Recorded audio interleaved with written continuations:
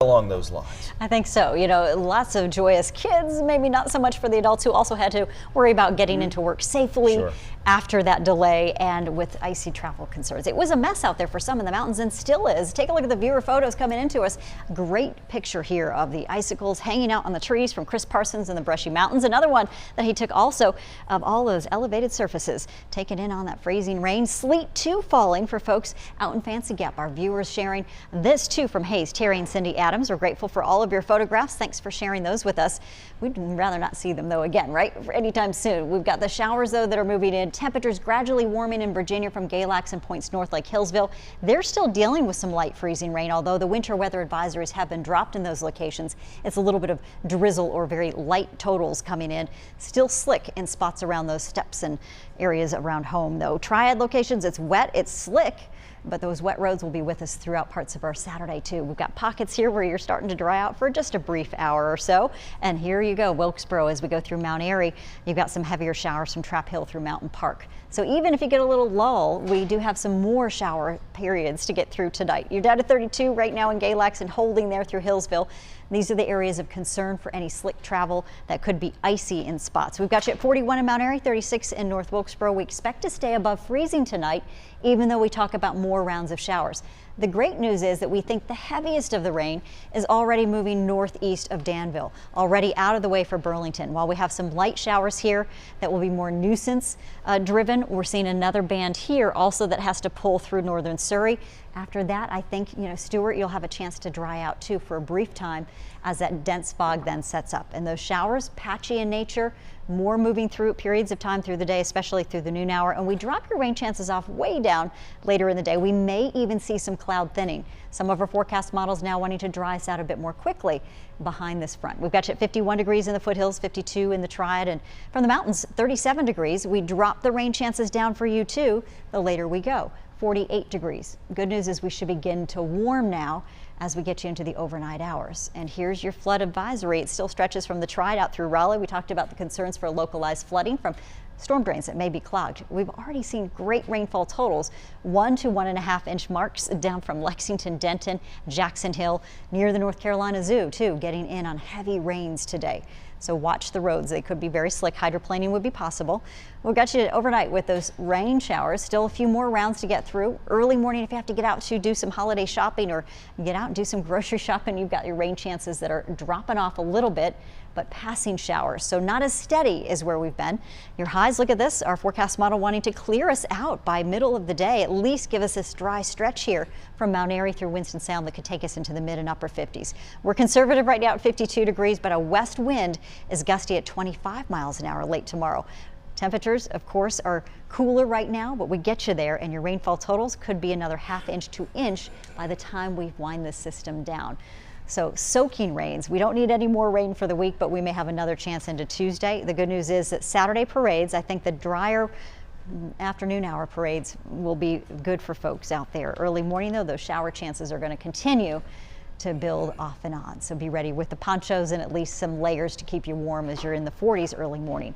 And this evening, we're seeing those temperatures with rain chances for Festival Lights still holding in the 30s. We've got you in the 40s the next couple of evenings, and it starts to clear out where you might be able to enjoy the lights just a little bit more. Your Saturday forecast, as we mentioned, in those 50s with gradual clearing, especially into Sunday. Look at Sunday's forecast. 55 feels more comfortable, 57 Monday, and Tuesday is an impact day before we cool down again middle of next week. I like that 60 on Tuesday. Yeah. All right. Thank you so much, Michelle. Checking traffic now. There's I-40 near Ranneman Road right now in Greensboro. Very light traffic, but still slick roads. You'll likely have to be dealing with those throughout the evening and tonight.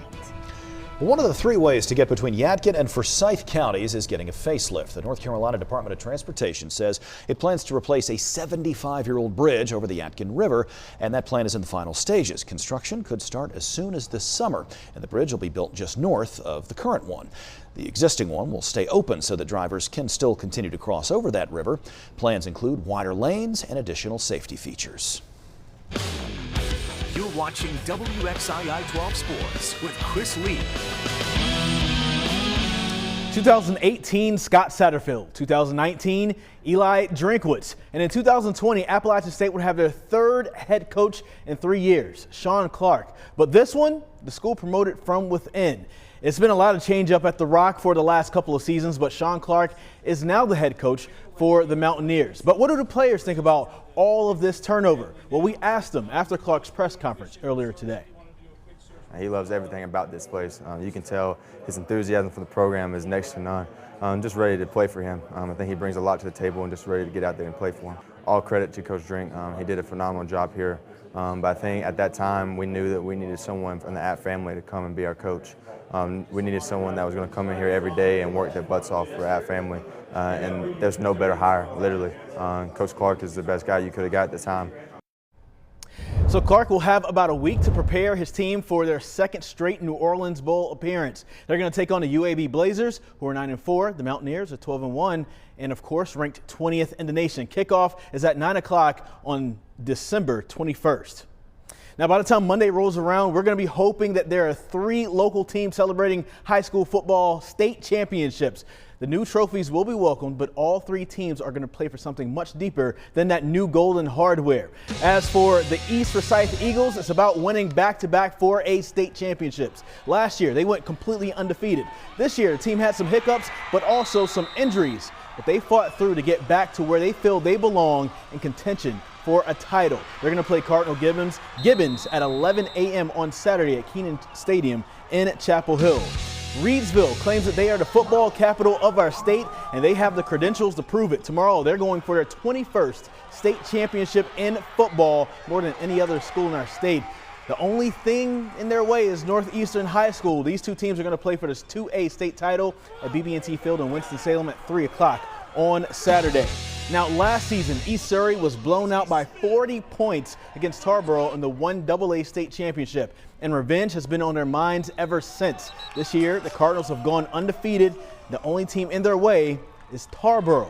So what's up, Danger? The rematch, I should say, is Saturday at 7 o'clock at Wallace Wade Stadium in Durham. And while there's championship football this weekend for us to pay attention to, let's not forget the championship football either, as our Wake Forest Demon Deacons men's soccer team are in the College Cup. Only 4 men's soccer teams, I should say, are left standing nationally, with our Deacs being one of the 4. Tonight, Georgetown will take on Stanford. Wake Forest will take on Virginia. The winners of those 2 games will move on to Sunday's national championship game. But you can't do that if you don't win tonight. The Deacs and Cavaliers will start off at 8 o'clock tonight. That is all for sports. We'll be right back.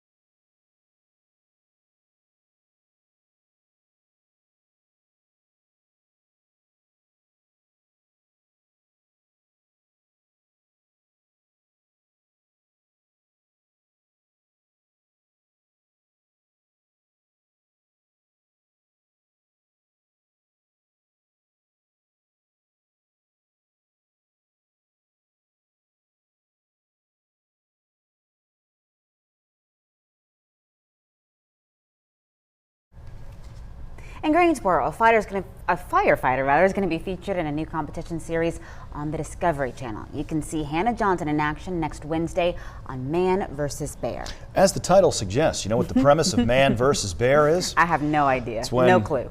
Man, referring to humankind, takes on a bear. Discovery says humans will go against 3 grizzlies to test the limits of strength, speed, and stamina, and eventually become a champion. I wouldn't mess with any It of those looks like she people. could do that. Yeah. Okay. Definitely Wow. looks like she could. I feel badly for the grizzlies. That's some intense strength training right there. Indoor bear. workouts today, Michelle. Why do you want to take on a bear? I Right? don't And- know. I mean, that was what the question that popped into my mind. I didn't know if anybody was going to ask it. I'm kind of glad you did. I don't think they're actually going head to head against I a hope not. bear. I think they will measure various strength metrics of the bear and then compare that to the human. Kind of like when Michael okay, Phelps swam okay. against the Oh, shark. So there's no bear. He wasn't I- actually in the I'm water. glad you're was- here with yes, us. I'm I glad was you're here with envisioning us. 'cause bear I was wrestling imagining- some Ken's sort making of- sense of I everything. was imagining FCC so would have many stepped in and things. said, you can't have people battling an actual bear on television. Okay. I'm just assuming.